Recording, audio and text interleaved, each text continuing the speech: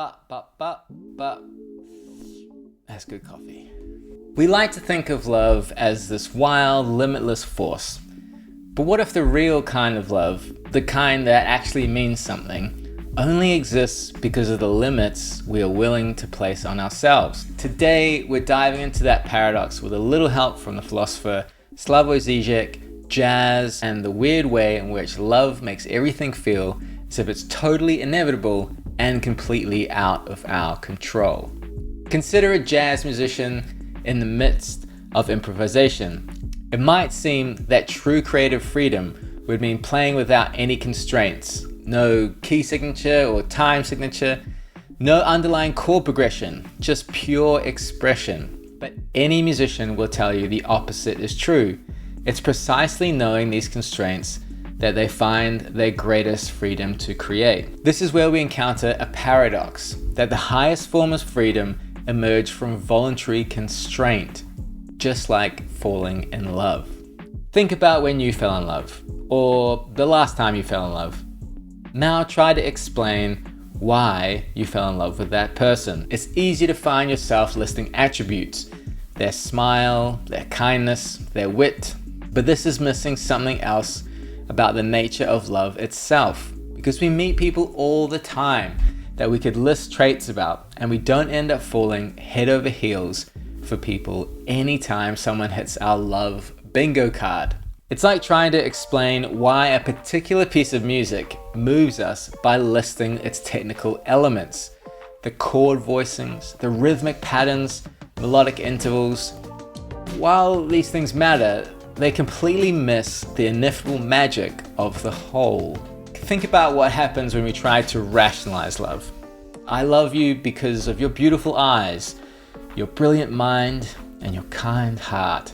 But this kind of reasoning immediately reveals that we're not talking about love at all.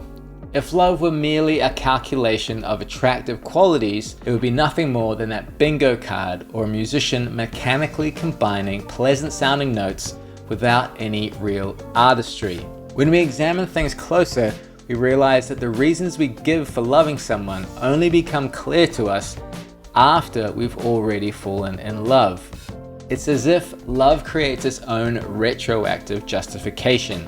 We don't choose to fall in love because of certain qualities. Rather, these qualities become meaningful to us because we've fallen in love.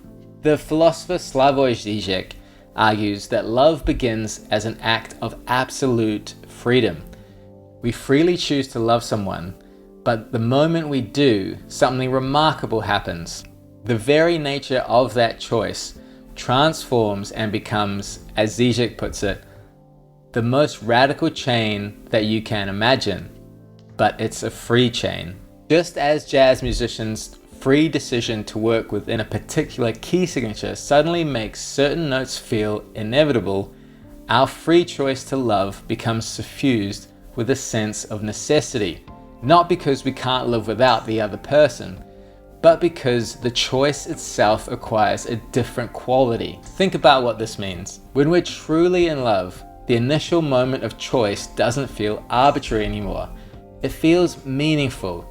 It's as if it couldn't have been otherwise. The freedom of the original choice isn't negated. Rather, it's transformed into something that feels both free and necessary at the same time.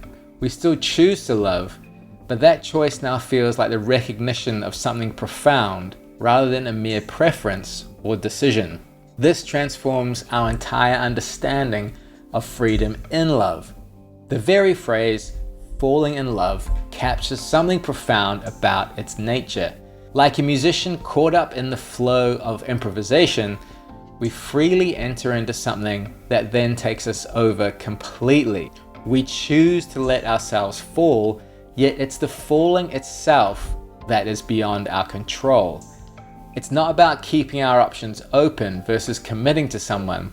It's about the paradoxical experience of freely surrendering to something that feels both chosen and inevitable at the same time. We find ourselves swept up in a force we willingly entered into, yet somehow it feels like it was waiting for us all along. Once we've fallen in love, Often there's no going back. It can feel like it's hard to imagine life without the other person at all. In the Metastasis of Enjoyment, Zizek writes, "Love feels like a great misfortune, a monstrous parasite, a permanent state of emergency that ruins all small pleasures. Like a melody that won't leave our head, love occupies us completely." But Zizek would want us to go even further. When we love someone, we initially fall in love with the idealized image of them. Yet true love emerges when this idealization falls away and we encounter the real person with all their flaws and imperfections, and we love them even more. This is what Zizek calls the process of desublimation, something earlier developed by thinkers like Sigmund Freud and Theodor Adorno. Like a musician moving beyond technical proficiency into finding their own authentic voice, complete with distinctive quirks and imperfections. So when someone asks you why you love your partner, remember that any reasons you give will necessarily fall short, because the truth is, you don't love them for any reason at all. And that's exactly what makes it love.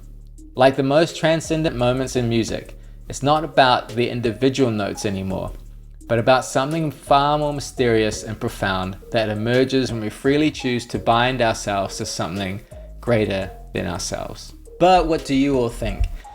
Is love something totally out of our control that we retroactively rationalize? Or is it just a bingo card that we're waiting for the perfect partner to tick all the boxes? Let me know in the comments. Please subscribe to the newsletter if you haven't already, and I will see you in the next one.